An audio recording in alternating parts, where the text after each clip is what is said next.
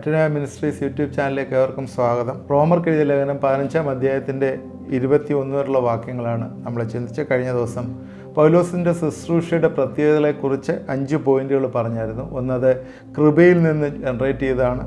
രണ്ടാമത് അതിൻ്റെ സെൻറ്റർ ഗോസ്പലായിരുന്നു എന്ന് പറഞ്ഞു. അത് ദൈവത്തിൽ പ്രശംസിക്കുന്ന ഒരു ശുശ്രൂഷയായിരുന്നു ഉള്ളത്. അത് ദൈവത്തിൻ്റെ ശക്തിയോടുകൂടി വന്നു എന്ന് പറഞ്ഞു.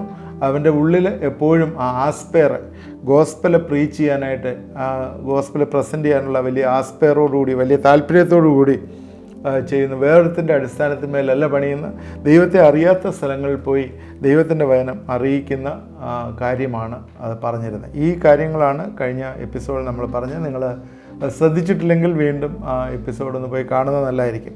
ഇന്ന് നമുക്ക് ഇത് തീർക്കാനായിട്ടൊരു ശ്രമം നടത്താം. തീർന്നില്ലെങ്കിൽ ഒരു എപ്പിസോഡും കൂടെ പോകും.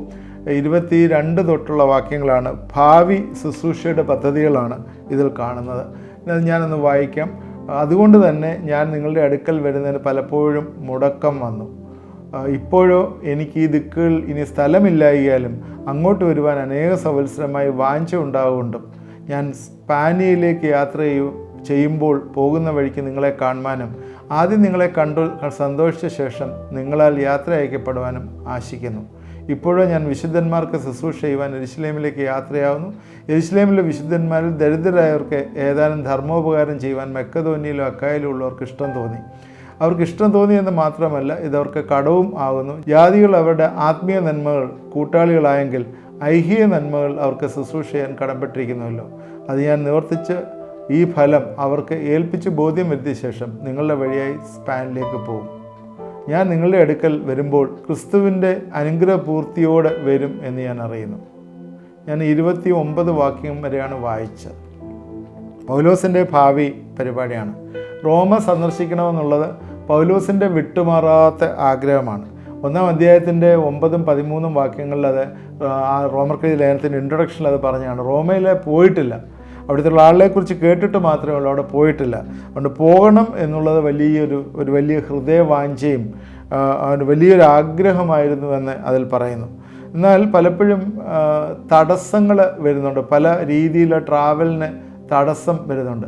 ആസിയയിലേക്ക് പോയപ്പോഴേ തടസ്സപ്പെടുത്തി എന്ന് പറയുന്നു. 1 തെസ്സലോനിക്കർ 2:18 തെസ്സലോനിക്ക സഭയ്ക്കിലേക്ക് പോകണം എന്ന് പറഞ്ഞപ്പോൾ തടസ്സപ്പെടുത്തി എന്ന് പറയുന്നു. എന്നാൽ ദൈവത്തിൻ്റെ ആലോചന പലപ്പോഴും പല കാര്യങ്ങളിൽ നിൽക്കുക എന്നുള്ള ഒരു ആലോചനയാണ് വരുന്നത്. പ്രൊസീഡ് ചെയ്യാൻ നേരത്തെ നിൽക്കുക എന്നുള്ള ആലോചന വരുമ്പോഴേ പൗലോസോടെ നിൽക്കുക. കാരണം പൗലോസിനെ കുറിച്ച് ദൈവത്തിന് ശുശ്രൂഷ ഒരുപാട് ഇനിയും ബാലൻസ് ഉണ്ട്. കാരണം നിങ്ങൾ റോമിൽ ചെന്നിട്ട് പൗലോസിൻ്റെ ശുശ്രൂഷ ചിലപ്പോൾ അതോടെ എൻഡ് ചെയ്യായിരിക്കാം. അതുകൊണ്ട് ദൈവത്തിൻ്റെ ആത്മാവിനെ പല സമയങ്ങളിൽ ശുശ്രൂഷയ്ക്ക് വേണ്ടി തടസ്സപ്പെടുത്തുകയും ആ ഡയറക്ഷനൊക്കെ ഡൈവേർട്ട് ചെയ്ത് കാണുകയും ചെയ്യുന്ന പല സമയങ്ങളിലായിട്ട് നമ്മളെ കാണുന്നുണ്ട്. അതുകൊണ്ട് ഞാൻ നിങ്ങളുടെ അടുക്കൽ വരുന്ന പലപ്പോഴും മുടക്കം വന്നു. ഇപ്പോഴും എനിക്ക് ഈ ദിക്കുകളിൽ ഇനി സ്ഥലമില്ലായാലും അങ്ങോട്ട് വരാൻ അനേക സംവത്സരമായി വാഞ്ച ഉണ്ടാകുകൊണ്ടും ഞാൻ സ്പെയിനിലേക്ക് യാത്ര ചെയ്യാൻ പോകുന്ന വഴിക്ക് നിങ്ങളെ കാണുവാനും ആദ്യം നിങ്ങളെ കണ്ടു സന്തോഷിച്ച ശേഷം നിങ്ങളാൽ യാത്ര അയക്കപ്പെടുവാനും ആഗ്രഹിക്കുന്നു. പൗലോസിൻ്റെ ഭാവി പരിപാടിയെക്കുറിച്ചാണ് പറയുന്നത്. ഈ സ്പെയിൻ എന്ന് പറയുന്ന സ്ഥലത്തേക്ക് പോയിട്ട് അവിടെ നിന്ന് വരണം എന്നുള്ളതാണ് ട്രാവൽ പ്ലാനിൽ പറയുന്നത്. ഈ സ്പെയിനിൽ അനേകം യഹൂദന്മാരുള്ള ഒരു സ്ഥലമാണ്. അതുകൊണ്ട് ഞാൻ സ്പാനിലേക്ക് യാത്ര ചെയ്യുമ്പോൾ പോകുന്ന വഴിക്ക് നിങ്ങളെ കണ്ട് എന്നിട്ട് അവിടുന്ന് സ്പെയിനിലേക്ക് പോകണം എന്നുള്ളൊരു ആഗ്രഹത്തിലാണ് പൗലോസ് പറയുന്നത്. പൗലോസ് സ്പെയിനിൽ പോയതായിട്ട് രേഖകളിലെ തെളിവൊന്നുമില്ല. ഈ സ്പെയിൻ എന്ന് പറയുന്നത് യൂറോപ്പിൻ്റെ പടിഞ്ഞാറേ അറ്റമാണ് സ്പെയിൻ. ഒരു അർത്ഥത്തിൽ പറഞ്ഞാൽ അത് ലോകത്തിൻ്റെ ഒരറ്റം എന്ന് വേണമെങ്കിൽ, അന്നത്തെ അറിയാവുന്ന ലോകത്തിൻ്റെ ഒരറ്റം എന്ന് വേണമെങ്കിൽ പറയാം. അതുകൊണ്ട് സുവിശേഷത്തോട് അങ്ങേയറ്റം വരെ, ലോകത്തിൻ്റെ അങ്ങേയറ്റം വരെ സുവിശേഷം അറിയിക്കുക എന്നുള്ളൊരു ദൗത്യം ദൈവം പറഞ്ഞിരിക്കുന്നതുകൊണ്ട് അങ്ങേയറ്റം വരെ, അറിയാവുന്ന ലോകത്തിൻ്റെ അങ്ങേയറ്റം വരെ പോകാനായിട്ട് പൗലോസ് ആഗ്രഹിച്ചു എന്ന് നമുക്ക് ചിന്തിക്കുന്നതിൽ തെറ്റില്ല. എന്നാൽ ആ കാലത്ത് സ്പെയിനിൽ ഒരു പ്രത്യേകത എന്ന് വെച്ചാൽ അത് പ്രതിഭാസമ്പന്നരുടെ ഒരു ഈറ്റില്ലമായിരുന്നു എന്ന് പറയാം. അവിടുത്തെ ഒരുപാട് കാര്യങ്ങൾ അവിടുത്തെ ആളുകളെക്കുറിച്ച് പറയാനായിട്ടുണ്ട്. ഇതിഹാസ കവിയായ ലൂക്കൻ സ്പെയിനിലുള്ളതാണ്. അതുപോലെ രസികത്വമുള്ള മാർഷൽ അവിടെയുള്ളതാണ്. അതുപോലെ പ്രസംഗകലയുടെ മഹാചാര്യനായ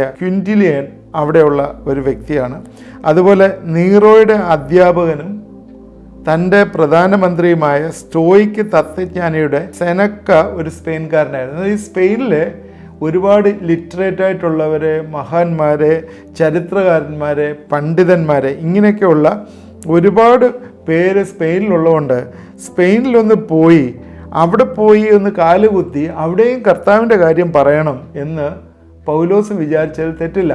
പൗലോസ് അതുകൊണ്ട് പൗലോസിൻ്റെ ഉള്ളിലൊരു ചിന്തയുണ്ടായിരുന്നു, സ്പെയിനിൽ പോകണം, പ്രത്യേകിച്ച് റോമക്കാരെ കാണാൻ ഇത്രയും ആഗ്രഹമുള്ളതുകൊണ്ട് റോമയിൽ കാണണം, ആദ്യം യെരുശലേമിലേക്ക് പോകണം, അത് കഴിഞ്ഞ് റോമിൽ വരണം, റോമിൽ വന്നതിന് ശേഷം സ്പെയിനിൽ പോകണം എന്നൊക്കെയുള്ള ഒരു ട്രാവൽ പ്ലാനുമായിട്ടാണ് പൗലോസ് ഇരിക്കുന്നത്. നമുക്കറിയാം മിഷണറി വീരന്മാരെ സംബന്ധിച്ചിടത്തോളം അവരെല്ലാം തന്നെ ഇങ്ങനെ പല പ്ലാൻ വെച്ച് അവർ പ്രാർത്ഥിക്കുന്നുണ്ടായിരുന്നു.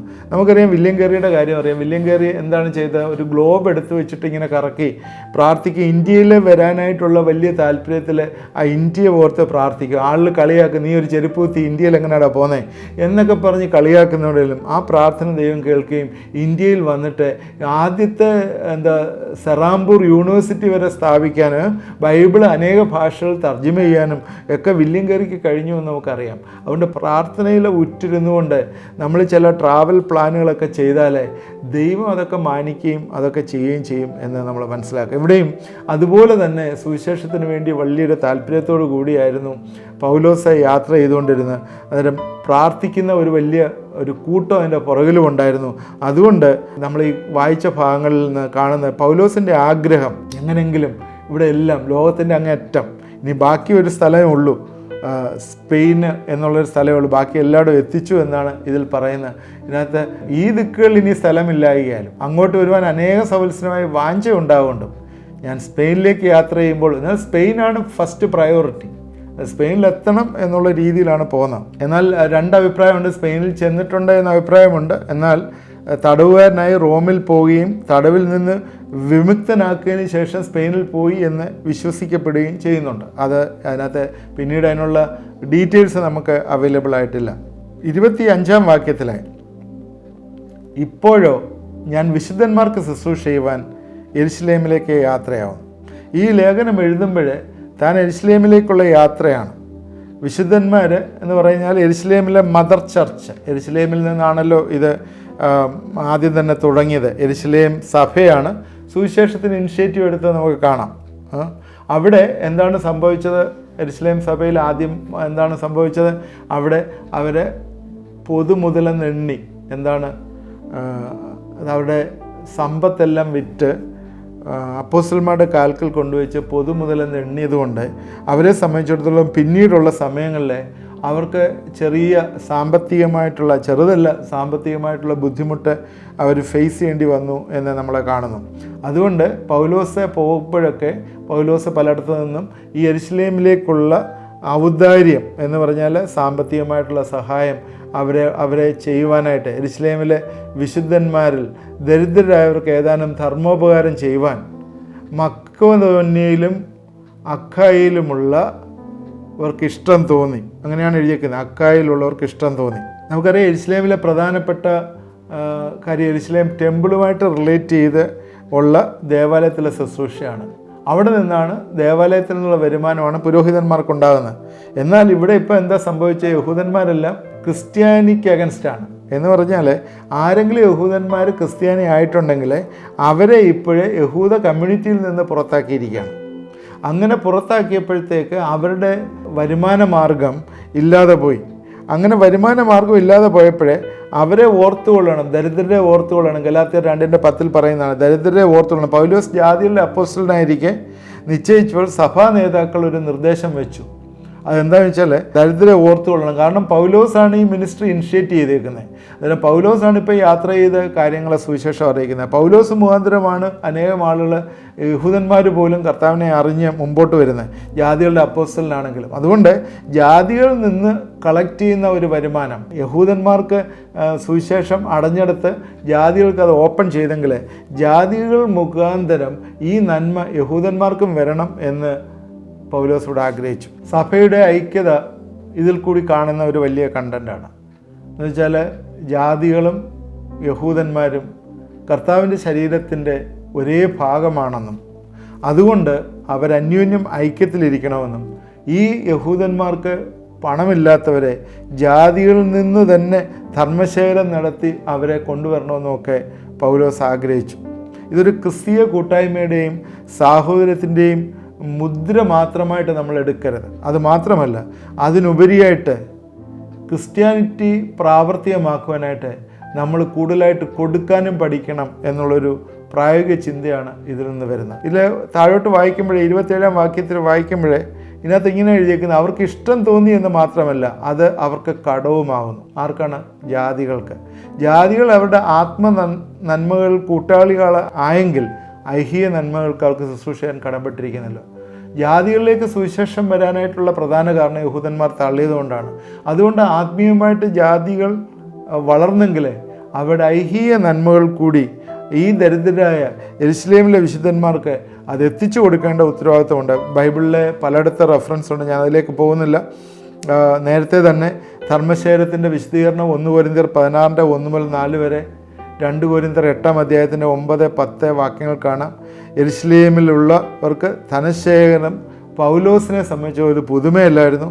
വർഷങ്ങൾക്ക് മുമ്പ് പൗലോസും ബർന്നബാസും സിറിയൻ അന്ത്യോക്യ സഭയിൽ നിന്ന് ശേഖരിച്ച ദാനം യെരുശലേം സഭയ്ക്ക് ക്ഷാമകാലത്ത് എത്തിച്ചിട്ടുണ്ട്. അപ്പോസ്തല പ്രവൃത്തി 11:30 അപ്പോസ്തല പ്രവൃത്തി 12:25 ഒക്കെ ഇതിൻ്റെ റെഫറൻസ് ഉണ്ട്. നിങ്ങൾ നോട്ട് ചെയ്ത് വെക്കുക, പിന്നീട് വായിക്കുക. അതായത് വിദൂര സ്ഥലങ്ങളിലുള്ളവരിൽ നിന്ന് പോലും ഈ നന്മകളെ കളക്ട് ചെയ്ത് പൗലോസ് യെരുശലേമിലെ സഭയ്ക്ക് എത്തിക്കുന്നു എന്നുള്ളൊരു വലിയ കാര്യമായിരുന്നു. കാരണം എന്താണ്? അവരോട് കടപ്പെട്ടിരിക്കുകയാണ്.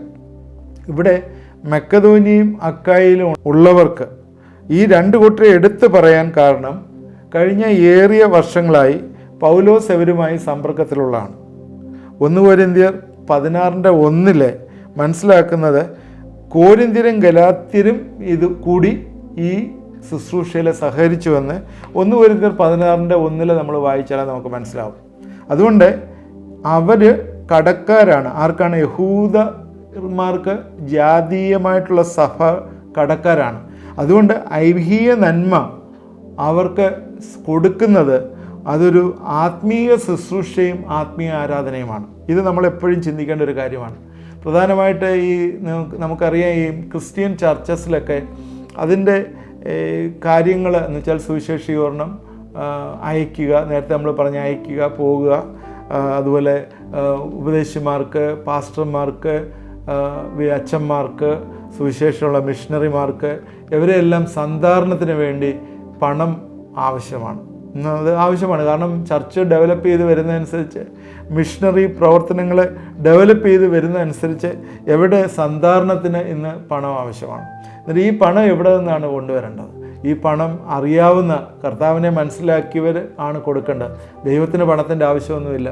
എന്നാൽ ഈ പണം ആവശ്യം എന്ന് പറയുന്ന ഈ ഇങ്ങനെയുള്ള മിഷൻ വർക്കിന് വേണ്ടിയാണ് പണം ആവശ്യമുള്ളത്.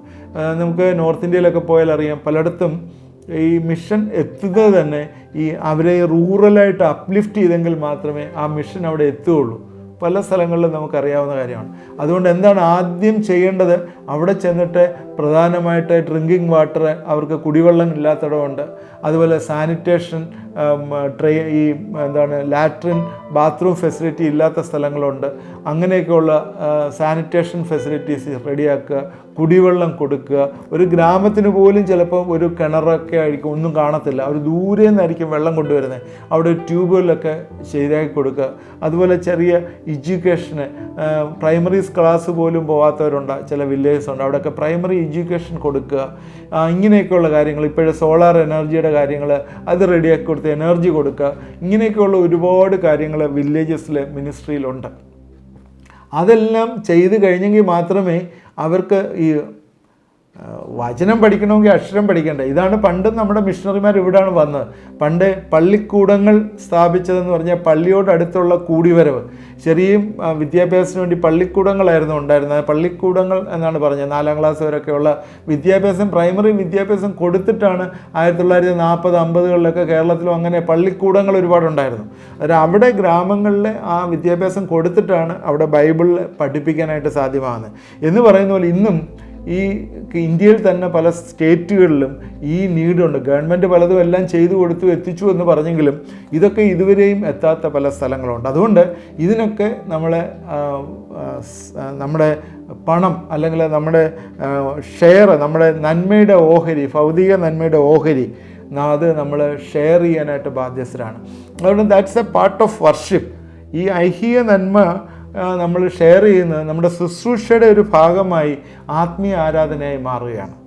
ഇതും അതുതന്നെയാണ് പറഞ്ഞത്, വിശുദ്ധന്മാർക്ക് വേണ്ടിയുള്ള ധർമ്മോപകാരം ചെയ്യാനായിട്ട് മക്കെദോന്യ, അക്കായി പല സ്ഥലങ്ങളിൽ നിന്ന് പൗലോസ് കളക്ട് ചെയ്തതായിട്ട് പറയുന്നത്. നേരത്തെ പറഞ്ഞു ഗലാത്തിയിൽ നിന്ന് കളക്ട് ചെയ്തു, കോരിന്തിൽ നിന്ന് കളക്ട് ചെയ്തതായിട്ട് പറയുന്നു. നേരത്തെ ബർന്നബാസ് പൗലോസും ഒരുമിച്ച് പോയി ക്ഷാമകാലത്ത് പണം അവിടെ എത്തിച്ചു. ഈ ധർമ്മശേഖരം പല സമയങ്ങളിൽ കളക്ട് ചെയ്ത് എത്തിക്കുന്നതായിട്ട് കാണുന്നു. ഇതെല്ലാം തന്നെ ഈ മദർ ചർച്ചിൻ്റെ സപ്പോർട്ടിന് വേണ്ടി ചെയ്തതാണ്. നമുക്ക് തുടർന്നും ഇത് ചിന്തിക്കാം. ഇന്ന് നമ്മുടെ സമയം ഇവിടെ തീർന്നുകൊണ്ട് ഇത് കൺക്ലൂഡ് ചെയ്യുകയാണ്. ഇന്ന് ഞാൻ പറയാനായിട്ട് ആഗ്രഹിച്ച് പൗലോസിൻ്റെ ഉള്ളിലുള്ള വാഞ്ചയാണ്, ലോകത്തിൻ്റെ അറ്റത്തോളം സുവിശേഷം എത്തിക്കാനുള്ള വാഞ്ച. അത് മാത്രവുമല്ല, അതിനുവേണ്ടി തന്നെ റോമിലേക്ക് പോവുകയാണ്. റോമിൽ നിന്നും എരുശലേമിലും സ്പാനിഷിലും എല്ലാം പോയി അത് കംപ്ലീറ്റ് ചെയ്യണമെന്നുള്ള വലിയ വാഞ്ച. രണ്ടാമത്, ദരിദ്രന്മാർക്ക് വേണ്ടി ധർമ്മോപകാരം ചെയ്യാനായിട്ട് എരുശലേമിലേക്ക് പോകാനുള്ള ഡിസയർ, അതും കൊണ്ട് ആ കളക്ഷനുമായിട്ട് പോകുന്ന ഒരനുഭവം. അതുമായിട്ട് ബന്ധപ്പെട്ട് പറഞ്ഞാൽ നമ്മുടെ ഓഫറിങ്സ്, ദൈവത്തിന് നമ്മൾ സബ്മിറ്റ് ചെയ്യുന്ന ദാനങ്ങൾ, അത് നമ്മുടെ ശുശ്രൂഷയ്ക്ക് വേണ്ടി ഉപയോഗിക്കപ്പെടുന്നെങ്കിൽ അത് ഒരു ആത്മീയ ആരാധനയാണെന്ന് ഞാൻ പറഞ്ഞു.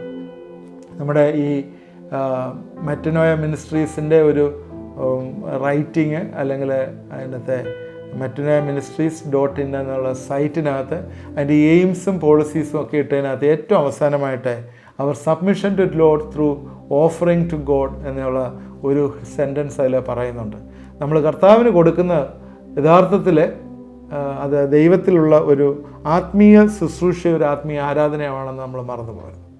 നമുക്കതുകൊണ്ട് ഈ കേട്ട വചനം വെച്ച് പ്രാർത്ഥിക്കാൻ. തുടർന്ന് നമ്മൾ ഇനി 2-3 വാക്യം കൂടെ 33 വരെ ഉണ്ട്, നമ്മൾ 28 വരെ വന്നുള്ളൂ. ഇനി നമുക്ക് ബാക്കിയുള്ള 5 വാക്യങ്ങൾ അടുത്ത എപ്പിസോഡിൽ നമുക്ക് ചിന്തിക്കാം.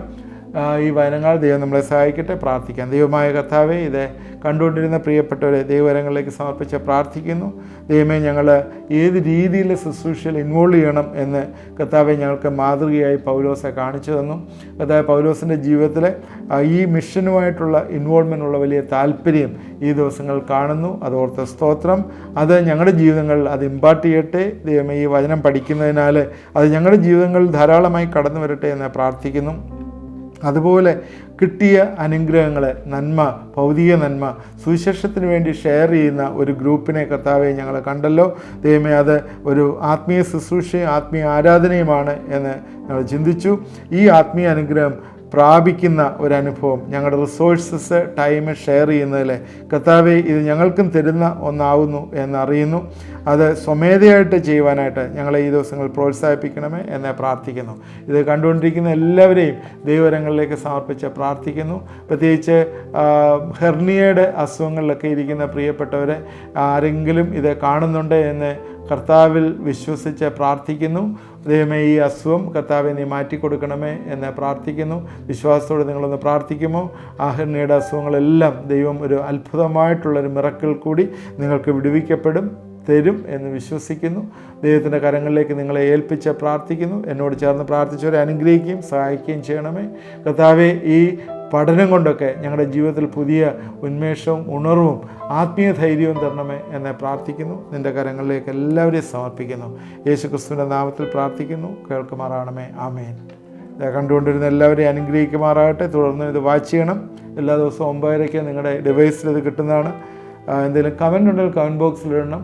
പ്രയർ റിക്വസ്റ്റ് വാട്സാപ്പ് നമ്പറിൽ അയച്ചു തന്നാൽ നിങ്ങൾക്ക് വേണ്ടി പ്രാർത്ഥിക്കുന്നതാണ്. ദൈവം നമ്മളെ എല്ലാവരെയും അനുഗ്രഹിക്കട്ടെ.